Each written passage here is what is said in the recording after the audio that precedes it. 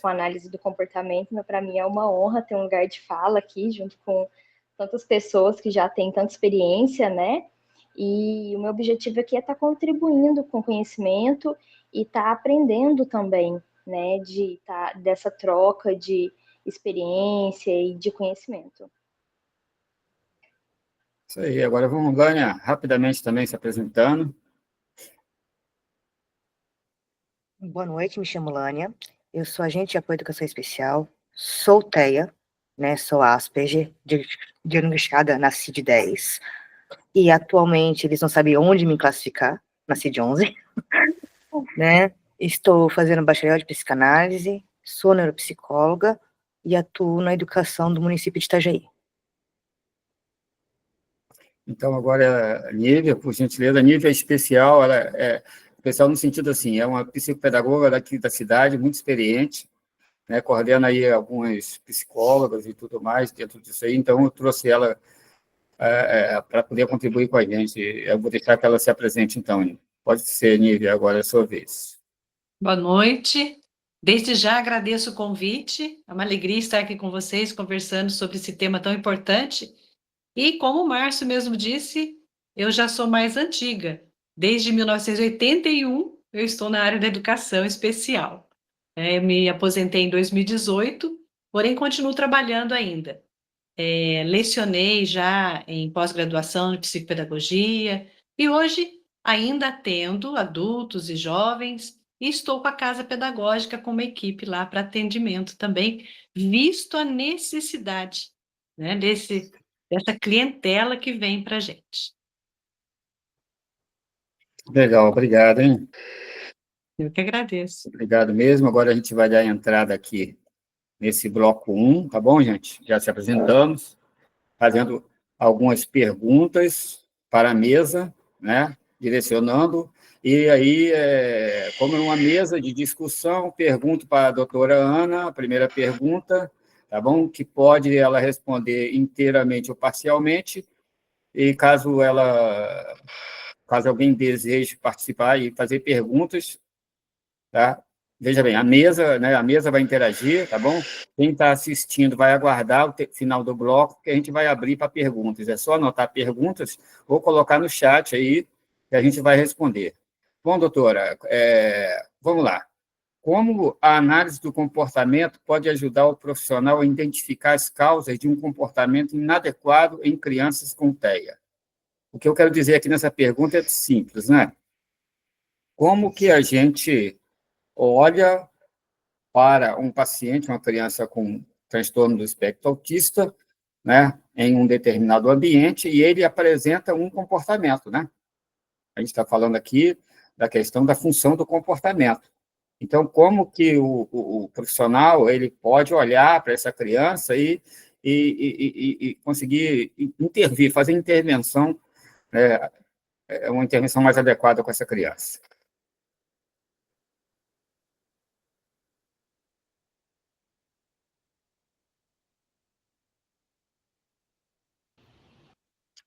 Agora sim, meu microfone estava desligado. Primeiro, boa noite mais uma vez a todos, né? Quero dizer para todos que nós não temos todas as respostas, né? Nem vamos ter, senão nós não estaríamos aqui para conversar. Então, essa mesa redonda, mesmo sendo online, ela tem a tendência de ser redonda realmente porque as coisas podem fluir de uma pessoa para outra, né? Com a vasta experiência que cada um tem. Mas, quando eu fiz análise do comportamento, professor, já há bastante tempo, não havia muita influência, não havia assim, muita atividade da análise do comportamento aplicada, ABA, para autismo. Essa metodologia ela vem sendo ultimamente muito usada e basicamente assim, pelo que eu tenho visto, de uns 5 anos para cá, a gente tem escutado falar mais sobre a aba. Só que a análise do comportamento aplicada, ela já é ela já tem uma história antiga, né? Desde lá de Skinner, onde ele fala sobre análise de contingência, Aí tem uma amiga aí também, né, que estuda sobre isso, está fazendo a sua pós. Então, essa análise do comportamento, ela já oferecia ferramentas para identificação de causas de transtornos. E agora, ainda com a aba, essa aplicação específica por meio de quê? Da avaliação funcional do comportamento. Então, o profissional, ele consegue, através da análise do comportamento, observar esse comportamento e observar o que mantém esse comportamento, quais são as consequências daquela atitude daquele paciente que mantém determinado comportamento. Então, a análise do comportamento através do ABA, ela tem hoje a condição de permitir essa compreensão de como funciona cada coisa, como funciona cada comportamento, como ele começa e como ele vai evoluindo, essa função do comportamento. Se a pessoa busca obter atenção, ou busca escapar de uma tarefa, ou acessar um item, por exemplo, desejado, ou satisfazer qualquer atividade sensorial. Então, assim, essa intervenção ela pode ser planejada com esses dados bem objetivos, para promover as estratégias com mais eficácia, através da modificação do comportamento. Então, nisso aí, a aba entra, essa metodologia entra como esse suporte importante para a gente conseguir ver a modificação de um comportamento através da contingência, através dos processos em que esse paciente vive, ou esse cliente vive, e aí, que forma que se pode modificar, ajudar a modificar, identificar e modificar um comportamento. Perfeito, doutor. Acho que a resposta foi bem completa, né? Mas pode concluir, pode concluir. Eu não sei se eu consegui me fazer entender, né? Porque é uma área muito complexa, acho que a gente gastaria uma live inteira falando sobre essa primeira pergunta que você trouxe, né? Que é uma pergunta muito pertinente. E é como eu falei no início, né? Não tem receita, né? Tem estudo, e muito estudo. Então, essa dedicação para compreender a análise do comportamento é uma dedicação que nós precisamos ter, né, enquanto psicólogos, enquanto pedagogos, enquanto profissionais da área de saúde, porque a análise do comportamento é ciência, né? Então, é ciência que nos dá um retorno muito importante para a gente poder trazer essa modificação, né? Muito bom. A pergunta foi feita por conta de quê, né? Por conta que eu vejo, principalmente nas escolas, assim, sabe, a frustração de alguns profissionais, porque me perguntaram agora, estive dando um curso há pouco, foi sábado passado, e os professores perguntaram assim, meu Deus, como é que eu vou saber, como é que eu vou conseguir prever que ele vai ter aquela crise lá dentro da sala de aula, entendeu?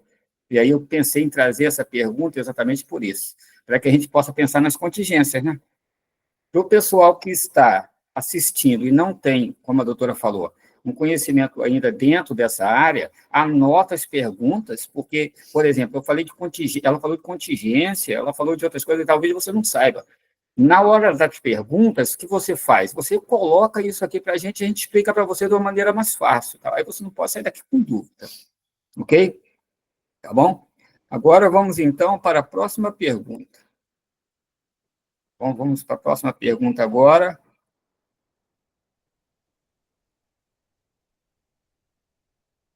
Para Camila. Camila, a gente precisa agora, já que a doutora entrou falando já, né, de uma questão de uma situação de crise em que as pessoas ficam tentando entender por que as crianças autistas desenvolvem alguns comportamentos, mas é preciso que as pessoas entendam o que é a aba, não é mesmo? O que é a aba em si, tá bom? E aí fica para você aí tentar trazer de uma maneira rápida e fácil para as pessoas a definição, né? Esse conceito aí, tá bom? E como é que ela ajuda as pessoas. Acho que a Ana Cristina falou um pouco, né? A aba, ela vem do behaviorismo e ela trabalha com o comportamento. Então, como que funciona, né, a análise do comportamento aplicado? Então, é trabalhar com técnicas que ajude as pessoas a lidarem, a desenvolverem habilidades que às vezes elas já deveriam ter desenvolvido, né? Então, por exemplo, crianças, analisar aonde que aquela criança está no desenvolvimento dela, onde ela já deveria ter desenvolvido e ainda não desenvolveu, e dentro disso, entender quais são as aptidões dessa criança, o que ela gosta, o que ela tem mais facilidade. Então, é uma técnica muito individual, que vai trabalhar com cada pessoa individualmente, né? Vai analisar o comportamento de cada um, e daí por diante estruturar algumas técnicas para poder ajudar com que essa pessoa desenvolva certas competências. Então, por exemplo, pode ser por meio, como é que fala? Da imitação, né? Na verdade, não é essa palavra, tem uma outra palavra que eu esqueci agora, mas por meio de ensinar a criança por meio da imitação e estimular essa criança por meio Da modelagem, né? modelagem, exatamente. Por meio da modelagem e depois auxiliar essa criança com os reforços, né?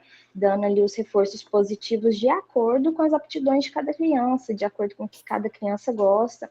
Então, eu acho que é uma técnica que a gente fala muito para o espectro autista, mas é uma técnica que pode ser usada em várias áreas, né, para poder incentivar a certos comportamentos e extinguir comportamentos também que não são desejáveis. Muito bom, Camila. Muito boa a sua colocação, viu? Ela falou uma coisa importante aqui, viu, Ana Cristina e Ilânia, também a Nívia, que é educadora pra caramba, e os pedagogos estão aqui. É incrível que a aba pode ser usada também para crianças típicas. Por quê? Modela comportamento, como ela falou, né? Então, é uma prática que pode ser executada. É claro que para o autismo, ela é específica para o autismo, porque o autismo aprende, né, através do treino, da repetição, faz melhorar suas conexões, né, cerebrais lá, que tem a questão do transtorno, que tem alguns problemas com respeito a seus neurônios, conexões e etc. Então, o treino vai fazer com que haja aquele desenvolvimento do hábito e melhore essas conexões. Mas pode ser usado para todos. Vamos agora para a próxima pergunta. Vamos para a nossa próxima pergunta. Essa pergunta vai para a Nívia, psicopedagoga. Quais são os principais desafios enfrentados pelos profissionais da educação ao elaborar um programa educacional individualizado para esses alunos com TEA? Então, essa é uma pergunta excelente. Assim, o profissional, ele deve estar preparado, saber realizar um plano de desenvolvimento individualizado. Então, aí que está a situação. Muitas vezes, por falta de preparo, de experiência, ou até de estudo, eles têm muita dificuldade em preparar o PEI, né? E o PEI é um material importantíssimo, porque é ele que vai nortear e nos dar ferramentas para lidar melhor com a criança. Então, observar muito bem isso, se tem o preparo, se já tem alguma experiência, a formação, como é que foi feita, né? E se ele consegue elencar os pontos principais do PEI e realizar isso num processo assim gradativo. Entrevista com a família, observação em sala de aula, no recreio, nos diversos espaços da escola. Então, o PEI é um conjunto de informações que vai nortear o caminho. O bom é quando a escola pode preparar o PEI com a coordenadora, com a direção, chamando os pais, para que esse material seja o mais completo possível. Muito bom, Nívia, muito boa colocação. E uma coisa legal, né, aí, do PEI, que o PEI, ele é dinâmico, né? Ele não é uma coisa estática, tipo assim, eu fiz o PEI e deixei lá, né? Não, Uma ele vai coisa que é mudando. interessante, que a partir dali pode ser feito reavaliações, né? Sim. Ver a evolução da criança, isso é Exatamente. importantíssimo, né? E Isso até aí. os imprevistos que acontecem, às vezes, aí a gente vai olhando, né? E aí ali a gente vai norteando, vai dando o norte mesmo para o trabalho ser realizado. Muito legal. Bom, vamos para a próxima pergunta agora. Essa pergunta vai para a Lânia, né, Lânia? A Lânia que se declarou para a gente autista de nível de suporte 1, uma pessoa que não se importa, né, de ser nomeada, ela entende, ela compreende, e é uma pessoa que tem se mostrado aí, ela se apresentou mais cedo para a gente, como uma pessoa que tem se destacado nesse mundo do autismo. Ô, Lânia, como você se sente, né? Porque, assim, eu estava até conversando com a Lânia isso, sabe? Tipo, eu estudo análise de comportamento, todo mundo estuda aqui, mas, por eu não ser autista, o que eu faço? Eu reproduzo o que eu estudo com a ciência, e o que a ciência afirma para mim, eu acredito.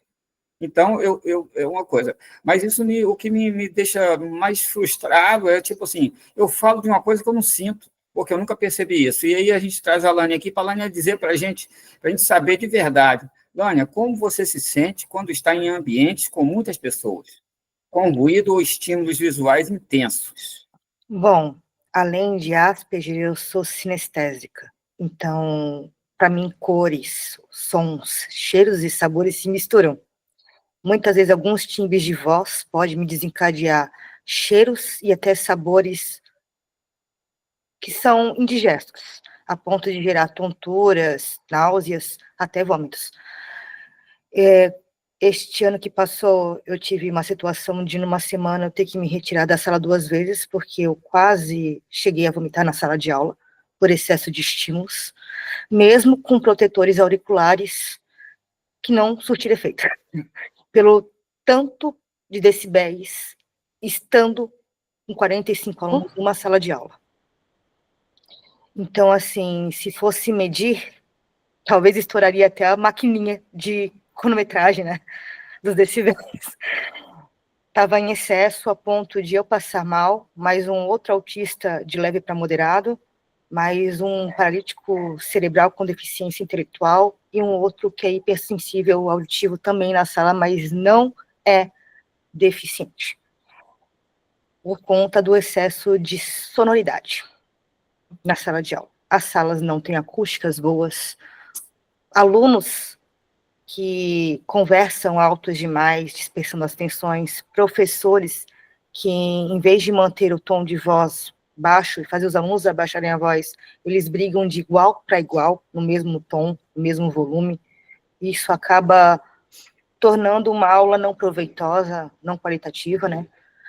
E tornando o ensino deficitário, mais do que a própria deficiência dos alunos. Hoje em dia eu vejo que, na verdade, os alunos típicos são menos, são mais sem limites do que os alunos atípicos,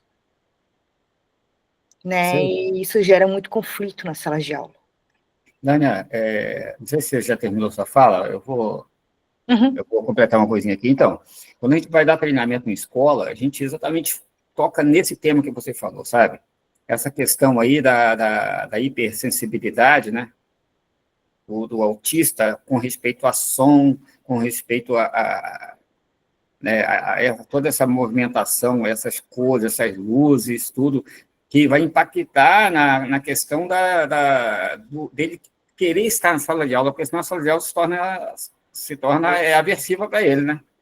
Fica Ele vai querer... insustentável, na verdade, a forma de conseguir assimilar conteúdo, tendo tanto estímulo, que ele não sabia onde se concentrar e manter o foco.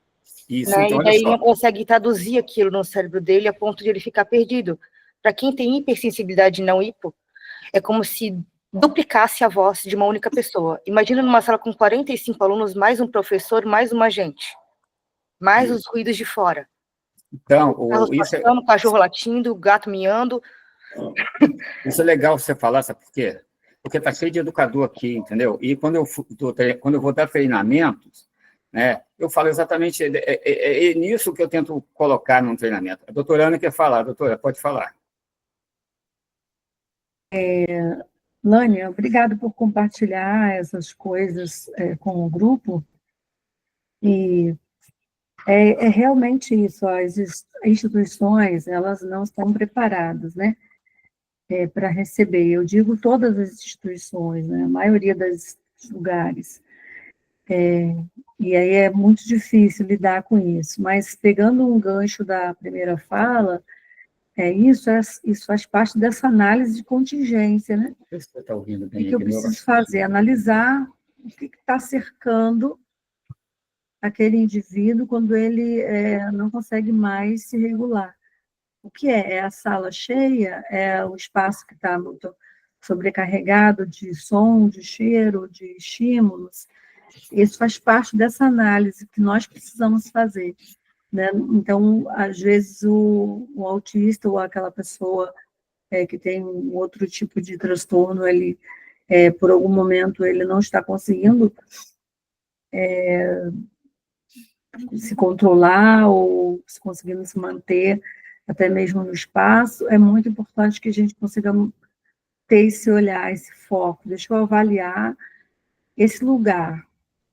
O que esse lugar está trazendo? O que esse espaço está trazendo para que essa criança não consiga ficar feliz, né? E quando a gente pensa assim, por exemplo, em educação infantil, aí a professora que acabou de falar, a professora Nívia, né? Ela vai saber bem. A educação infantil, o ensino fundamental, é um espaço onde tem muito barulho, onde tem muitos estímulos, né? Muitas coisas acontecem na educação infantil. E conduzir e trabalhar com esse espaço de contingência para que ele não seja um espaço adoecedor é o desafio dos educadores, porque eles não têm uma criança só, eles têm 20, 30 crianças para cuidar. Aqui é 45. Pois é. Então, esse espaço ele se torna muito difícil, né? Por isso que é tão importante a gente ter essa equipe que consiga dar esse feedback, dar esse retorno e consiga trabalhar de forma mais coerente, né?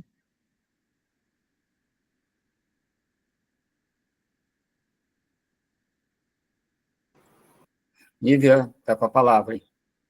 Posso só ilustrar um pouquinho o caso? Até comentei com o professor Márcio hoje que um caso de um TEA não verbal, de 4º ano, que estava muito bem adaptado à sala de aula, preparada para ele, sem essa hiperestimulação que foi falada agora, né? Muito bem colocado. Então, a gente, como supervisora, a gente orientava tudo isso. O PEI bem feito, a mãe falou que conseguia regular o filho com uma caixinha de brinquedinhos pequenos, então tinha isso na sala, tinha uma música clássica bem baixinha, então todo o ambiente preparado e esse TEA não verbal bem adaptado e participando bem num 4º ano do fundamental, até que um dia a equipe, nós fomos chamados na escola, por quê? Porque o menininho, ele ficava com as mãos e os pés no batente da porta e não queria mais entrar na sala. E aí a professora, sem saber o porquê, a luz estava adequada, o som estava apropriado, não tinha muito barulho, ela não conseguiu perceber qual era a dificuldade daquela criança. Aí a professora de atendimento educacional especializado, eu, né, falei para ela, fique um tempo aí e observe, 1 dia, 2 dias, para ver o que está acontecendo com essa criança, né? Então, resumindo, foi o seguinte, ele estudava no período da manhã, né? E a sala dele, da sala de aula do 4º ano, era próxima à rua. Depois da sala tinha um jardim e o alambrado já era rua. E o caminhão de lixo passava toda noite. E depois da observação das professoras, elas perceberam que o caminhão de lixo, que pegava o lixo da escola toda, começou a passar entre 7h30 e 8 horas da manhã. E aí, esse barulho do caminhão de lixo, que quando está colocando todo aquele lixo da caçamba, faz aquele barulhão, né? Desregulou o nosso aluninho. E então ele não queria mais entrar em sala de aula. O que foi feito?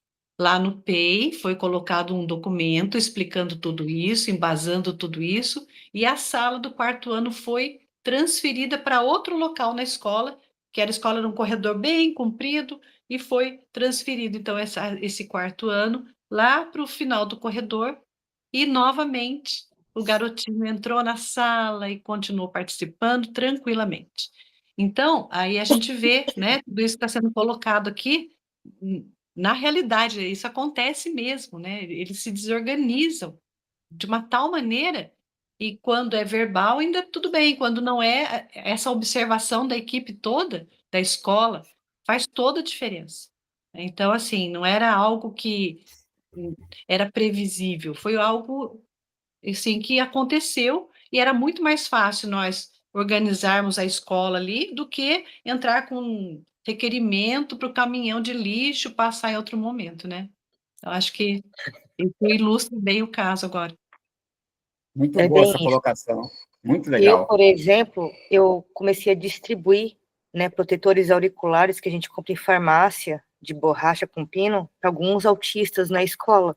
Ensinei como se coloca, como se tira, para colocar no potinho e tudo mais, quando eles não precisam, para ver se ajuda a diminuir, abafar um pouco o som mais agudo, que é o que mais incomoda eles, né? Alguns conseguiram se adaptar, outros não, outros nem com abafador grande não conseguem porque pressiona a cabeça, então sente dor.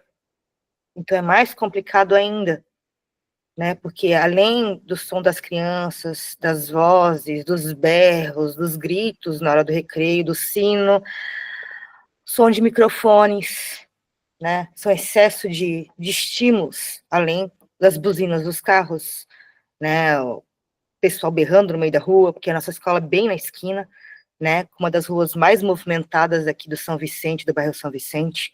Então isso gera muita sobrecarga sensorial para todos. Muito legal, Lânia. Agora vamos abrir para as perguntas e respostas. Vamos responder a esses nossos alunos maravilhosos, ouvintes que estão aí. Né? Eu estou vendo aqui perguntas aqui no chat aqui, né? Eu já estou puxando aqui o chat aqui. A Lana fez algumas colocações. Ah, sim, aqui tem o Marcos Inércia, Marcos Inércia, Márcio, é o Márcio, isso mesmo. O Márcio pergunta o seguinte, né? Se a gente pode usar os métodos ABAs, a psicanálise para usar os métodos ABAs no tratamento para explorar os conflitos internos dos pacientes que são autistas. Ele quer que ele fez essa pergunta para a doutora Nívia, né? Entendeu? E aí, Nívia, você pode responder essa pergunta ali, você consegue? Uhum. Então, se pode ser usado no atendimento de psicanálise, é isso? Isso. Então, o ABA, ele vem do behaviorismo, né? Psicanalista, que eu sei, é o professor Márcio. Uhum. Ao meu ver, pode ser adaptado, sim, mas isso, aí eu já não sou psicanalista, então eu não tenho tanta propriedade para comentar sobre isso. Mas como é uma linha que vem do behaviorismo, ela pode, ao meu ver, ser adaptada. Sim? Exatamente, Nívia, eu vou complementar, então, já que você me deu Obrigada.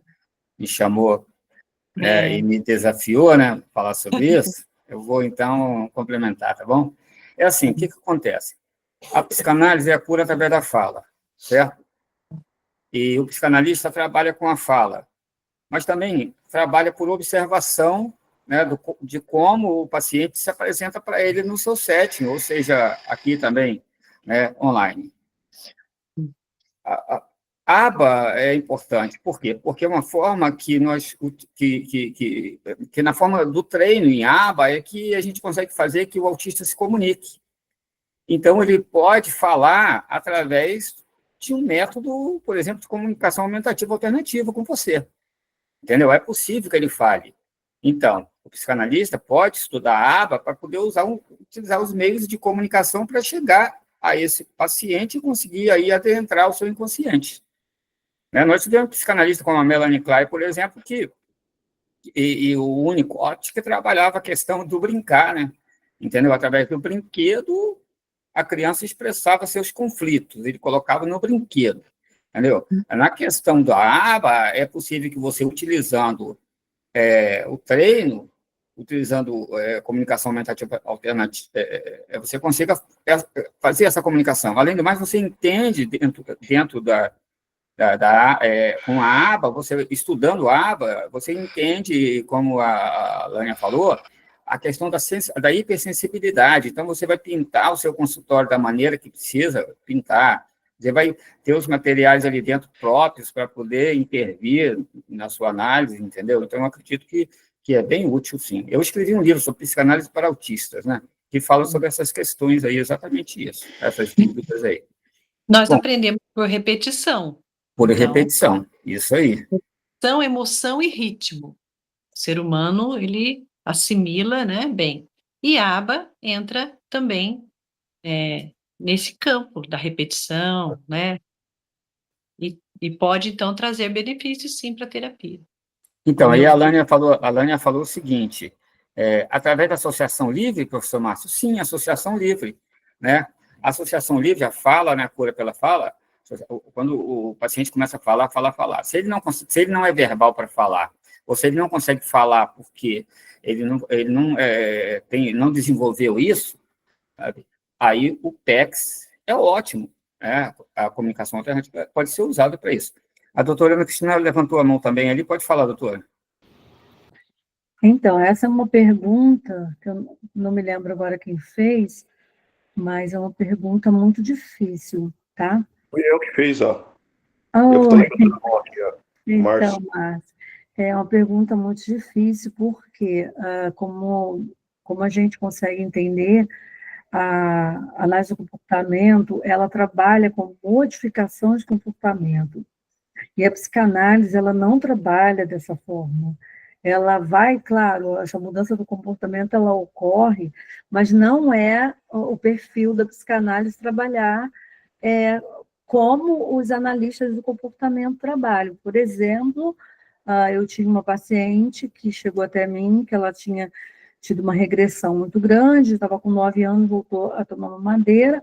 Então, para análise do comportamento, eu tinha um foco que era mudar aquele comportamento específico. Para a psicanálise, não, ia trabalhar outras questões anteriores. Então, são focos um pouco diferentes. Porém, com a complexidade da questão do autismo e com o avanço de todas as tecnologias que a gente tem, a gente já tem visto assim uma aproximação maior da psicanálise com a área comportamental. Justamente, não é para você abandonar a área da psicanálise, não existe isso, nem abandonar a área do comportamento, mas pensar que essas duas formas, essas duas metodologias, elas podem se complementar. Então, por exemplo, né, o setting terapêutico do psicanalista. Se vai ter um divã, se não vai ter, tudo bem, você tem aquele setting, ele é daquele jeito. E o autista, quando ele chega no teu consultório? Então, aí, olha bem a situação. Quando você recebe um paciente sendo psicanalista, esse paciente, ele observa tudo. Qualquer coisa que você modificar de lugar, tirar de lugar, ele vai perceber, porque aquele setting é perfeito, sagrado. Para a criança autista também. Quando ele vai chegar numa sala de aula, ele vai ver por que eu fui retirado daquela cadeira, saiu dali. Isso já pode desencadear um processo grande com ele. Então, também é o próprio consultório, né? Se você for atender, tem que ter esse cuidado, esse lugar precisa ser tão seguro para ele que ele consiga entender que todas as coisas sempre estarão aqui. Então, elas, ao mesmo tempo que elas destoam, elas são muito complementares. Então, eu costumo dizer que nós, psicólogos, psicanalistas, pedagogos, a gente precisa ter a nossa mente aberta. É como um paraquedas, né? Aberta para entender e ver o que serve, que cabe naquele momento. Cabe ouvir, se eu conseguir ouvir, beleza. Se não, cabe desenhar, cabe deixar transbordar de alguma outra forma, e aí por aí vai, né? Então, elas se relacionam, porém também são bem distintas, né? Tem bases teóricas assim que têm uma distinção, mas são complementares ao mesmo tempo. Sim. Antes da Lânia falar, só fazer uma colocação aqui. A pergunta do Márcio foi a questão inconsciente. Então, enquanto a aba trabalha, como a doutora falou, comportamento, né, é uma alteração comportamental, certo? Para aprender, né, para se comunicar, para poder interagir socialmente, para poder conseguir se colocar nesse mundo, né, de uma forma melhor possível. No conflito, entendeu? Eles, e aí está aí a Alane aí que pode falar para a gente, né?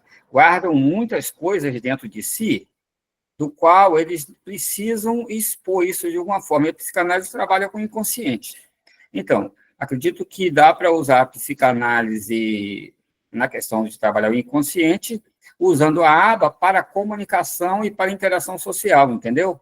Então, a aba aí seria uma ferramenta para você conseguir trabalhar com ele. Comunicação alternativa. Uma alternativa para poder trabalhar com ele, é a maneira que eu penso. A Lades quer falar agora, Lades, pode falar.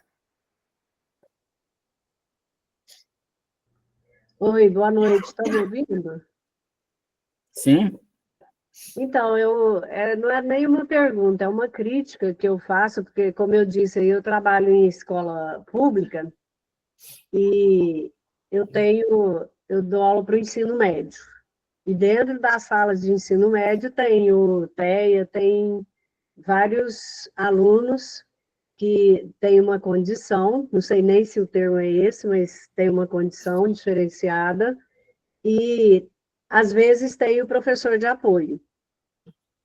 Só que a crítica que eu faço é a seguinte: eu, como professora de português, eu preciso fazer adaptação das provas, no caso das atividades, mas eu fico muito aquém do que realmente o aluno precisa, porque eu não tenho essa formação em relação à condição daquele aluno.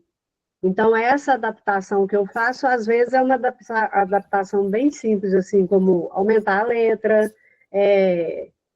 porque vocês concordam que, por exemplo, eu tenho 3 salas de terceiro ano e de segundo, cada uma 30 a 35 alunos.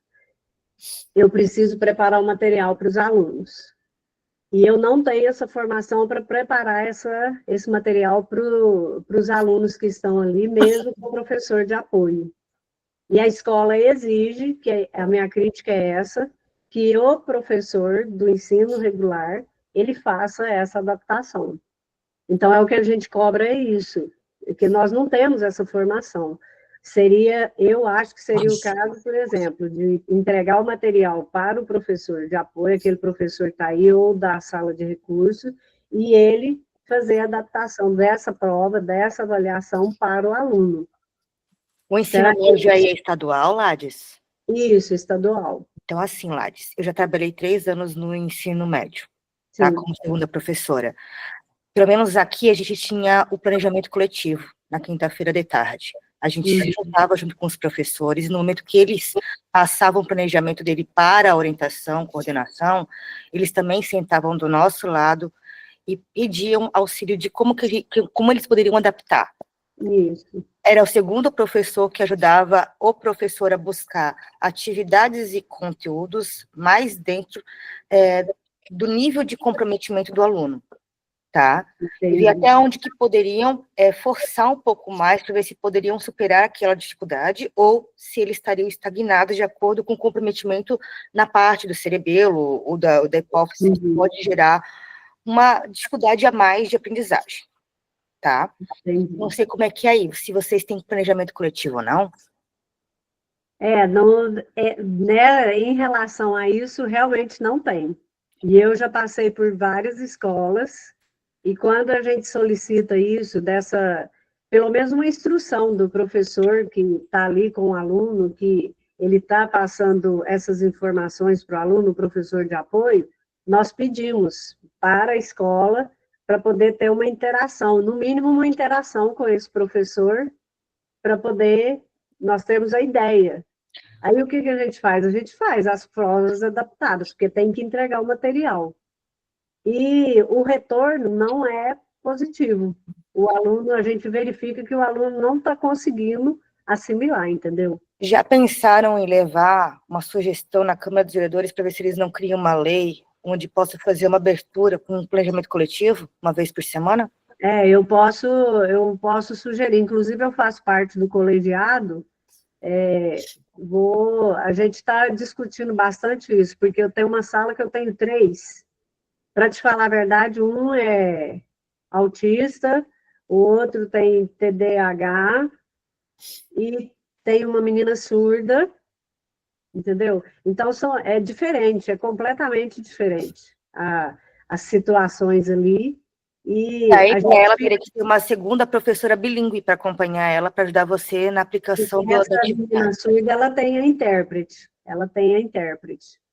Mas os outros, tem uma lá que ela chega a pôr a mão nas orelhas, assim, ó, tampando o ouvido, e ela senta na frente. Aí a gente dando aula, não tem como a gente não deixar de falar, porque a sala toda precisa ouvir, e alunos conversando, tudo, a gente vê a agonia dela, entendeu? E ela é muito esforçada. O que ela vai para frente, o que ela consegue, é porque ela tem muito esforço, ela tem muito boa vontade, e ela segue. Mas é uma boa sugestão, Lânia. Eu vou verificar isso com o colegiado para a gente poder fazer essa solicitação. Obrigado, Lades. Agora, tem uma pergunta para a gente fechar esse bloco, tá bom? Já estamos quase chegando ao final do nosso encontro também, pela hora, tá bom? A Liliane Soares pergunta para a Lânia o seguinte: gostaria de perguntar à Lânia quais os recursos que ela utiliza para se autorregular quando a sobrecarga sensorial é intensa. Eu tenho analisando adulta autista nível 1 de suporte, quando está muito sobrecarregada sensorialmente, sente dores no corpo, cabeça, olhos ardem, tem coceira. E aí, Lânia, vamos fechar esse bloco com essa fala aí, tá bom? Alunos, né? Eu coloco os protetores auriculares, eu tento fazer compressas frescas de água na cabeça e na nuca para aliviar a temperatura corpórea, né? Tento também botar um pano que seja neutro, que não tenha cheiro no nariz, para poder tirar o cheiro do suor da sala, de perfumes, porque isso também pode gerar alergias, né? E se eu ver que não dá certo, eu pego a criança, levo para o lado de fora para tomar um pouco de ar, deixo lá uns 10 minutos até ela se acalmar e começar a respiração. A gente faz que nem a gente faz com uma pessoa que tem crise de ansiedade.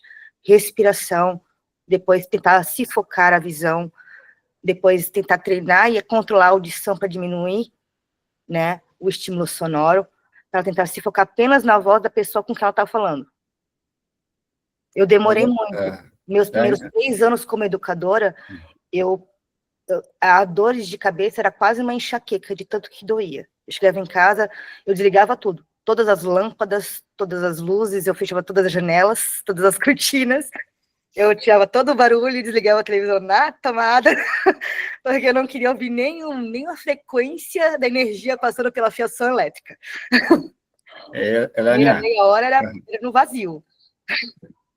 Elânia, a seguinte, vamos lá, chegar na pergunta dela mesmo, sabe? A pergunta dela é como você se autorregula, por exemplo, na sala de aula. Na sala de aula foi isso que eu falei, boto protetores de ouvido. Para você, né? Faço compressa de água gelada, não só em mim, mas nos meus alunos que estão vendo que eu estou em crises, né? E quando eu vejo que isso não dá certo, eu levo eles para o ambiente externo para tomar um pouco de ar. Beleza, então. Pessoal, estamos fechando esse bloco aqui, tá bom? E eu acho que a gente não vai seguir para o segundo bloco, a gente vai ter que marcar um outro encontro, tá?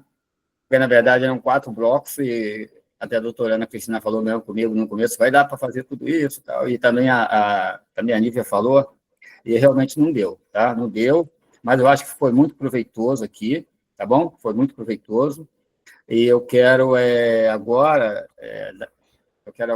dar agora 1 minuto, né? 1 minuto para cada uma das nossas palestrantes falarem as palavras finais, tá bom? Com respeito exatamente ao título da nossa live de hoje. Tá? Que foi aí, né, a nossa questão de tentar, né, discutir essas dificuldades, né, que os profissionais têm de lidar com essas pessoas portadoras de transtorno do espectro autista. Eu começo, então, com a doutora Ana, de novo, tá? Para ela terminar. Bom, primeiro, obrigada pela escuta de cada um, né? Dedicar um tempinho para aprender. Estava aqui ouvindo a professora falando sobre a sua inquietação enquanto professora de português, né, e que ela tenta fazer as coisas, e eu quero te dizer, professor, que você é muito corajosa. Parabéns pela sua coragem, e é isso mesmo, muitas vezes a gente não tem formação, né? Eu fiz pedagogia e psicologia, e enquanto eu fiz pedagogia, eu não estudei nada sobre isso. A gente vai estudando ao longo do tempo, a gente vai aprendendo ao longo do tempo. Então, e a gente é muito corajoso, o professor é muito corajoso, né? Então, você é muito corajosa, você está no caminho certo, vai pegando as dicas por aí. As instituições, elas precisam entender que os professores precisam de mais apoio em sala de aula, porque a sala de aula tem um que é neurodivergente e 40 que são também, que tem outros tipos de transtornos, outras dificuldades de aprendizagem, que são tão complexas quanto o autismo. Então, são muitas variáveis, né? A sala de aula é muito diversa. Mas, parabéns por estarem aqui, acho que hoje foi o início de uma conversa, falei para o professor Márcio que a gente não ia dar conta mesmo, mas foi só um iniciozinho, né, de uma conversa que vai deixar uma pontinha de desejo de quero mais, e que bom que a gente conseguiu falar sobre isso. Boa noite, obrigada, e boa semana para todos.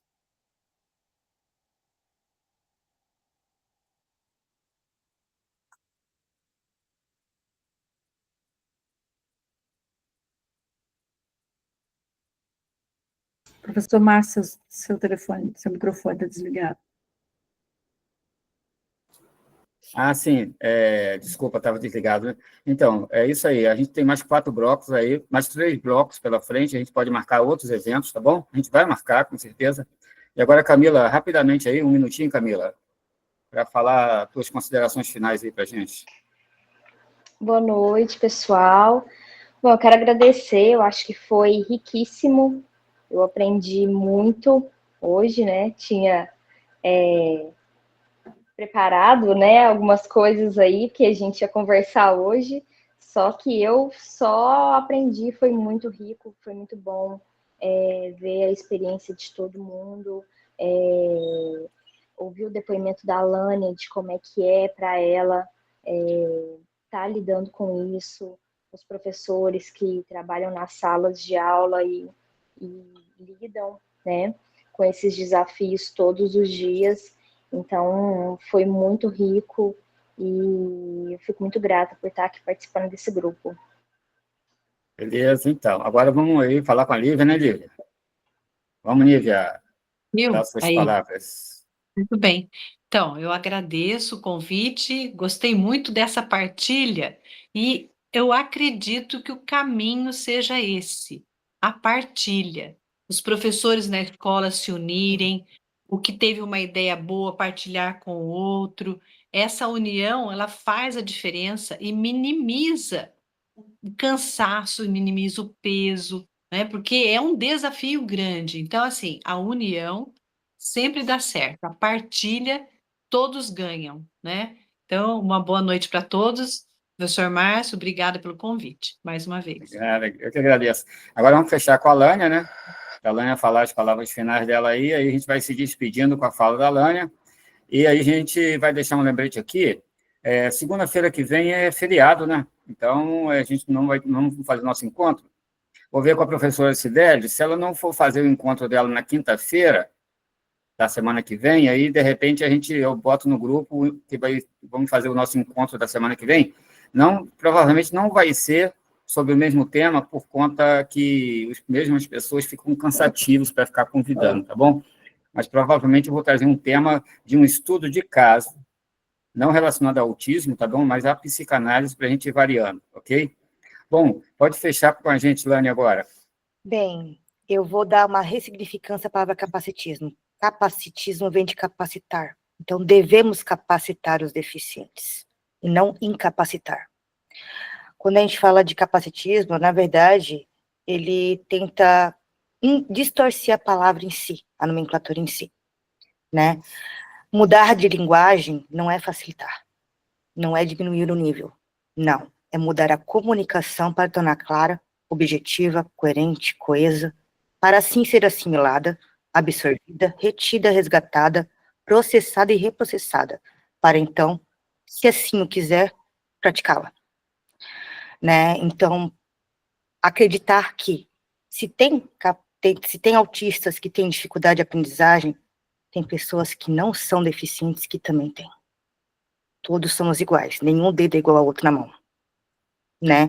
Mas precisamos de todos para carregar uma sacola, né? Muito legal. Agradeço Muito a legal. oportunidade da fala, a todos os presentes e uma ótima noite. Legal. Pessoal, quero fazer uma chamada aqui para vocês, entendeu? Que vocês convidem as pessoas para o nosso grupo, tá bom? Vamos lotar esse grupo. Eu quero, até o final do ano, conseguir, juntamente com todos nós, mais de 1.000 pessoas aqui, para a gente ter as salas com os temas, né? A questão temática de segunda a sexta-feira. Temos muitos profissionais, então a gente coloca na segunda falar sobre autismo, na terça-feira análise, na quarta-feira sobre questão de educação, PEI, tá? Quinta-feira, as dificuldades que as crianças têm dentro da questão da pedagogia mesmo, da psicopedagogia, por exemplo, dificuldade de matemática, dificuldade, né, de todos os tipos de dificuldade que eles encontram, tá bom? E aí, na sexta, eu quero que isso seja muito proveitoso para todos, tá bom? Ok? Bom, aqui a Letícia, a Lani abriu a fila aqui de novo, Lani, quer fechar ainda uma fala aí? Tem alguns dias que eu não vou poder participar, por motivo de estar ou na catequese com meu noivo, que ele faz catequese, ou por conta que eu estou na faculdade. Então, tem algumas oportunidades que eu não vou poder estar presente. Mas se puderem gravar, ou pelo menos digitar o que foi passado em pauta, eu agradeceria. Tudo está sendo gravado, tá bom? E tudo está sendo também, vai ser tudo transcrito e vou colocar no grupo para todo mundo, tá bom?